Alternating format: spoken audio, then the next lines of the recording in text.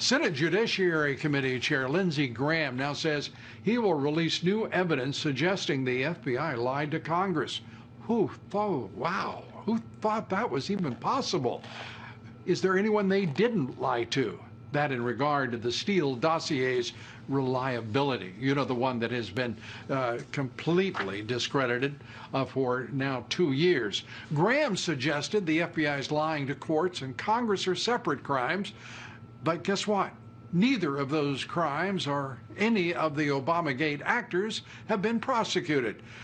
Graham has only interviewed Rod Rosenstein, and John Durham has yet to wrap up his investigation and file charges. What is Lindsey Graham doing? Legal scholar Jonathan Turley this weekend laid into the national left-wing media for their complicity in ignoring the Obama administration and its use of a security briefing to spy on the 2016 Trump campaign. It's astonishing that the national media refuses to see what is one of the biggest stories in decades. They are refusing to look at the reality, and they are, in point of fact, a major part of the cover-up, in my opinion. Professor Turley goes on to say the Obama administration targeted the campaign of the opposing party based on false evidence. Willful blindness has its advantages, but in Washington, success often depends not on what you see, but what you can unsee, or what you can cover up is another way to express it. And that is precisely what the national liberal media and the Democrat Party has done for years now. Joining us, Sidney Powell, one of the most important people working to make sure they don't get away with it. Attorney for General Michael Flynn, former federal prosecutor, best-selling author, a great friend of this broadcast. Good to see you, Sidney. Now we know that at the first intel briefing for candidate Donald Trump in August of 2016, that General Flynn was in the crosshairs of the FBI, the Justice Department, and very clearly the Obama White House to entrap him, to frame him, and to go after President Trump. Do you agree? Oh, definitely, Lou. They had to take out General Flynn because he would have quickly discovered everything that they had been doing, all the illegal surveillance they'd done, all the laws they'd broken. He would have tracked down the entire operation. Plus, he was going to audit the intel agencies and downsize everything. But remember the timeline. They opened Crossfire Hurricane on July 31st of 2016. Then on August 15th, Strzok and Page are texting about the insurance policy they discussed in McCabe's office. The very next day, they open the file on Flynn, and the day after that, they send Agent Pientka into what was supposed to have been a trusted presidential briefing to spy on Flynn and President Trump, who were two of the only three people that were there. It's astonishing. And by the way, for this to just now be coming out about that intel briefing is to me, it's just mind-boggling that these things keep trickling out. The more and more that we learn is at the slowest pace possible, and it is absolutely maddening that the American people are putting up with this, to me. Well, the existence of that briefing and the fact that it was held and Pientka used it to spy on the president was actually revealed in the Inspector General's report of December 2019. But the fact and the report of it that Agent Pientka did has only just been declassified. And Agent Pientka, do we know how he's been so successfully hidden, and the context he can provide has been so effectively, gagged? He is still with the FBI, as I understand it. When people learned he was in San Francisco, they moved him somewhere else. So he has been well protected by the FBI. Should Wray be indicted for covering all of this up? I mean, what is he doing? I wish I knew what Christopher Wray was doing. I wish I knew. This is beyond stonewalling. Oh, it's beyond stonewalling. We still don't have the original 302 in the Flynn case or the first one that was edited after that. And we know it was materially altered to include things he did not say that they then based the lies of the false statement prosecution on. I mean, the FBI made up the entire case against General Flynn. There was nothing there. It's just I got to share. appalling. I'm sorry. I've got to share with you Jonathan Turley's comments, and I know that as a lawyer, you and Jonathan Turley, I'm sure, respect each other mightily.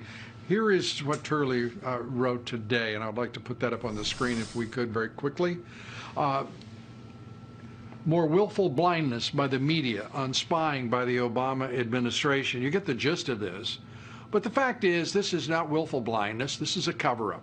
This is complicity with the Democrat leadership, the deep state, as they refuse to even honor the basic tenet of journalism in this country, which is to go after the truth. How can you possibly put up with this? The evidence that they pursued, Sydney, if we can go back to Sydney, please. How in the world can we have a situation where the FBI made up the evidence, worked with, coordinated with the Democratic National Committee, the Clinton campaign, and created what is a completely bogus story, tried to frame the President of the United States to unseat him, and certainly General Flynn. And now we're watching the appellate court taking its sweet time to dismiss a district court judge's ruling that he could have amicus briefs, that he could insist on having his own prosecution. This is nuts. Does the judiciary understand they look like they're complicit in all of the political corruption of this government and the Obama White House? I mean, do they understand that? Given the briefs that we filed last Monday and that the government filed too, which effectively drop-kicked Judge Sullivan into another country, the court should certainly understand that he has no position here whatsoever, and the rehearing petition must be denied. The whole process at this point has started to impugn the integrity of the court, and it's important for the Article III judiciary to stand up and enforce the rule of law as they know it exists. Let me be clear, at least for myself. I think the judiciary right now is a rotten, politically corrupt joke in this country, and it's going to take a long time for them to recover. And I think probably just as long as it will take the FBI and the Department of Justice to recover, if ever. Sidney Powell, thanks for all you're doing for justice and for General Flynn. I'd like to hear your thoughts about all of this. Share your comments. Follow me on Twitter at Lou Dobbs. Like me on Facebook. Follow me on Instagram at Lou Dobbs Tonight. And Just the News Editor-in-Chief John Solomon, Congressman Andy Biggs, the Washington Examiner's Byron York among our guests here tomorrow. We hope you'll join us for our conversation. Joining us now is Tom Fitton, the president of Judicial Watch. And Tom, Tom has a new book that's coming out this summer. The book is A Republic Under Assault, the Left's Ongoing Attack on American Freedom, available for pre-order right this very minute. Well, not this moment, maybe a couple of minutes later. Good to have you with us, Tom. Let's start with the president's tweet talking about online voting, mail-in voting. This is, I don't get the sense that the Republican Party is doing a thing about assuring the integrity of this election. There should be, to me, a lot of volunteers at every polling booth in the country. What your reaction to what's being done? Well, I think both Democrats and Republicans should be nervous about the election. We have 43 million ballots, according to the Washington Post, that are going to be automatically mailed. In New York, they have been swamped with ballots, many of which they were unable to count, meaning that they were invalidated because they were not properly cast. If you want your vote to count, you should go and vote in person.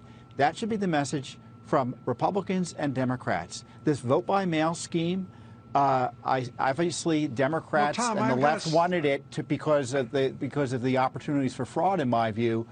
But in the end, people may not vote by mail and they may not vote in person, which would be a disaster for all parties.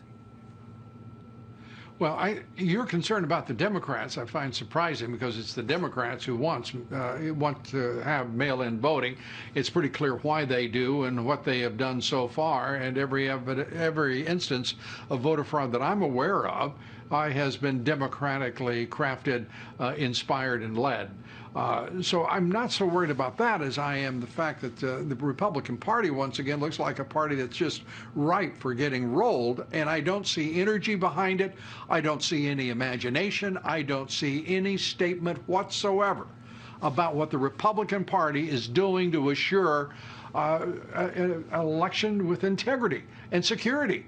And by God, I'm so tired of hearing strong letter to follow from the Republicans, whether it's on Capitol Hill or whether it's in their local chapters. This is a real crisis that the president is focusing on. Well, the parties filed a lawsuit here and there, and you point out the Justice Department. I know we've been filing lawsuits both in North Carolina and Pennsylvania to clean up the rolls under federal law. We're doing the enforcement of the law, not the Justice Department. They've been completely AWOL on dirty voting rolls. 2 million names extra, it looks like, both in North Carolina and Pennsylvania. Billions across the country. Many Republican elected officials have bought into this coronavirus madness and have started. You're not making me feel better.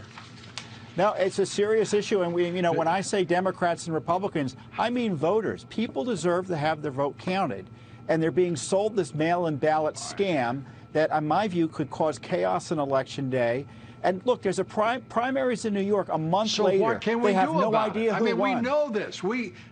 The president has been talking about it. We know about it. Now it's time. It's like the commercial. We don't do anything about bank robberies. We just monitor them. I mean, my God, when are people going to actually do something? Republicans are starting to scare me as a do-nothing party. They've got a lot of talk. People talk about strong letters, even lawsuits, Tom, with all respect. And I mean, right now, this is a political moment that means people have got to be, as you say, voting in person, but they've also got to be securing those voting places. Well, that's true. The Justice Department can take immediate steps to make sure the rolls are clean so that dirty names aren't being mailed. They can secure voting places. They can provide, Lord forbid, provide money to make sure they're properly staffed on Election Day. And right now, though, many ways the train has left the station in terms of mail-in voting.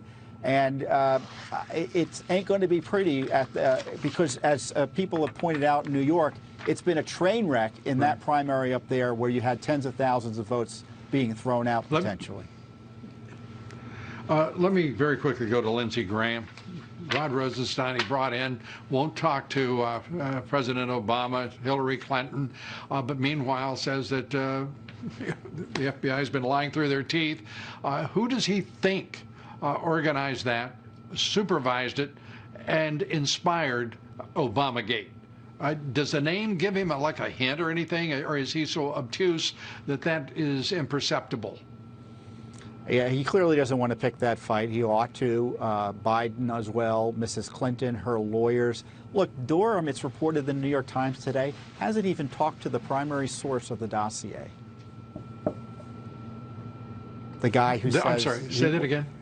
Durham has yet to talk, according to the dossier's source's lawyer, to the key source of the dossier, Danchenko. Tom Fenton, as always, just inspiring us like the Dickens there with optimism. We appreciate your skepticism. Thank you, Tom. Andrew Cuomo blaming everybody but himself for all of the people who died in nursing homes in his state. We take that up. A reminder about my new book, The Trump Century, How Our President Changed the Course of History Forever, available for pre-order right now at thetrumpcentury.com, amazon.com. We'll be right back.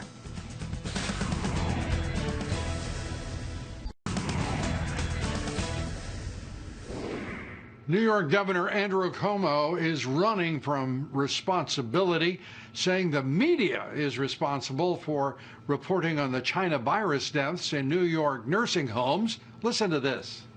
I don't believe your characterization is correct. I believe it is a political issue.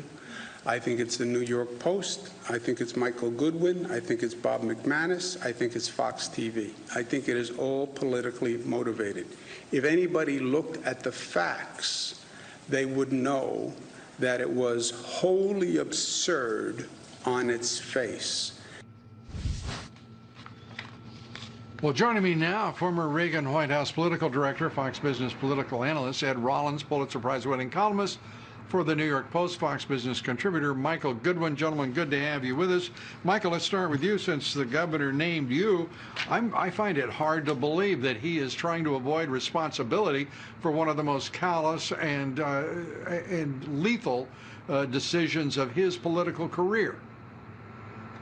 Yes, Lou, it is remarkable. He has blamed not only myself and colleagues at the New York Post, he's blamed the Wall Street Journal, he's blaming Fox, he's blamed the workers in the nursing home facilities for bringing the virus in, and of course he's blamed God and Donald Trump. The truth is that these facilities were doing pretty well, the nursing homes, until he mandated that they take actively sick patients from hospitals who had coronavirus. He wouldn't even let them test the incoming patients. And it is obviously the most foolish thing you could do among an elderly, vulnerable population. But he did it, and governors from other states did it. And that's why roughly 40% of the dead are from nursing homes across the country. And New York, the number is at least 6,500 dead in the nursing homes, and it could be as many as 12,000 because they fudged the numbers once it became an issue. So this is an extraordinary development, and it's almost comical the way Cuomo is behaving, but there's nothing funny about what really happened in those nursing homes. I'll tell you what is comical, looking at what a state like New York has produced in the way of leadership.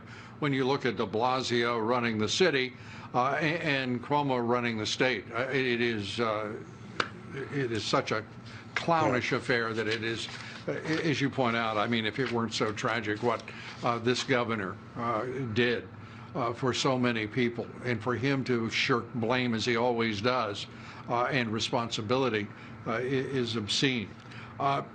Ed, I want to turn to you. The president looking pretty good right now. These latest polls, I look at 3 recent polls that shows his intensity. He's running well ahead of Biden. His voters are more excited. Maybe just about half of those surveyed believe that Biden would be a strong leader, while the president's approval and support is a strong leader and effective leader is running around 75, 76%. These are awfully good numbers for him, are they not? Even though it's early days, as they say. Well, there's 99 days to go, but polls one picture, one day, and one poll. There's many polls that basically have the president not in good shape, and the president should think of himself as not in good shape. He needs to run very hard, needs to run the post-election. This should not have been a hard election. It's going to be a very hard election and a very close election. Are you kidding, Ed? Are you kidding? It shouldn't have been a hard election. This man has been hit by a damn... No, let me finish, please. I can't let you sit there and say that he should have been running away with this election. For crying out loud, man. He can't even find support in the right-wing media, let alone the left-wing. That's reality. You asked me a question, I'm trying to answer, which you never give me a chance to answer. So please let me answer. Every single poll, except the one you want to quote. Okay. You want me to show me? I'm happy. Every single poll in the campaign, out of the campaign, every senator, every governor, everybody knows this is a very close race. I don't deny the reasons why. It's still a very close race, and it's going to be a very close race no matter what. So they have to run hard. They have to do lots of things they haven't done. And the bottom line is the virus is like a bomb that went off in the midst of a campaign in which nobody knows any kind of results from it, other than it's making a real test of his leadership. Let me ask you something, Ed. What? Just out of curiosity, can you think of a single president who has ever been handed a worse hand for his re-election with 100 days, 99 days to go to election? Have you ever seen anyone with this hand? No, not only that. I've taught a course in the American presidency for the last 10 years. I know every presidency pretty well. The reality is, what my point is, he has a very tough re-election. For whatever reason, he has a very tough reelection, and he has to basically get this game moving forward and not underestimate his opponent. You all have a tendency to think Biden's irrelevant. Biden is very relevant. Biden is the name on the ballot that's the anti-Trump vote. So the reality here is you can always pick one poll, which you do, but you look at poll after poll, including Fox polls, which are good polls, Real Clear Politics, which are good polls, and Trump is down 8 or 10 points. I know.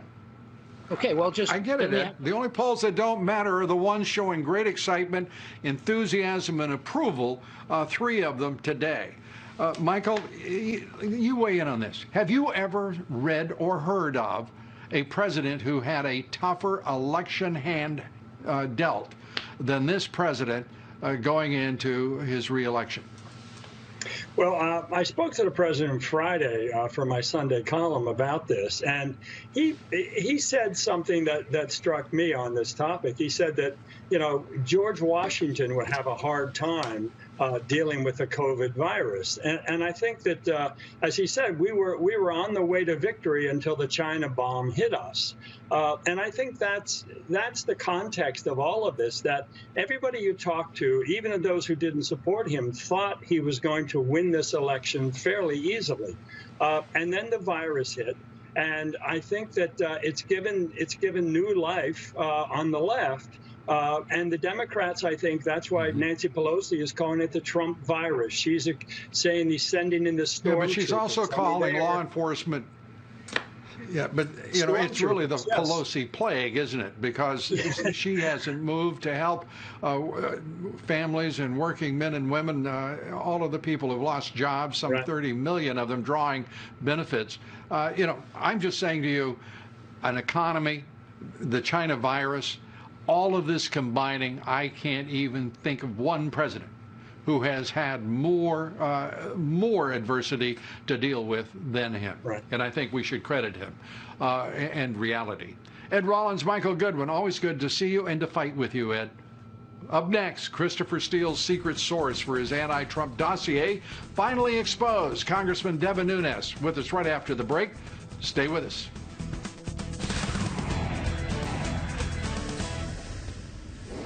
Joining us now, Congressman Devin Nunes, ranking member of the House Intelligence Committee, member of the House Ways and Means Committee, and a leading light in what has been the darkness of Obamagate for almost 4 years.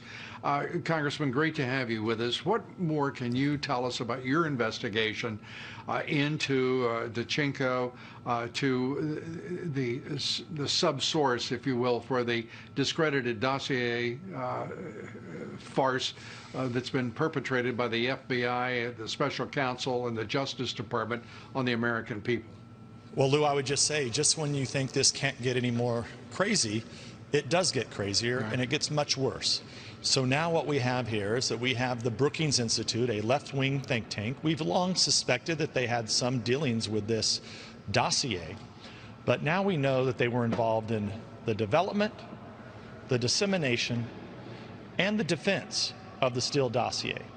And what we don't know, now that we know that the primary subsource, we were led to believe by the FBI that somehow this was a source who was Russian, that he might get killed if something happens. No, it ends up he's just a swamp creature living just around the corner, just not far from here, Lou. I'm coming to you from the Capitol this evening.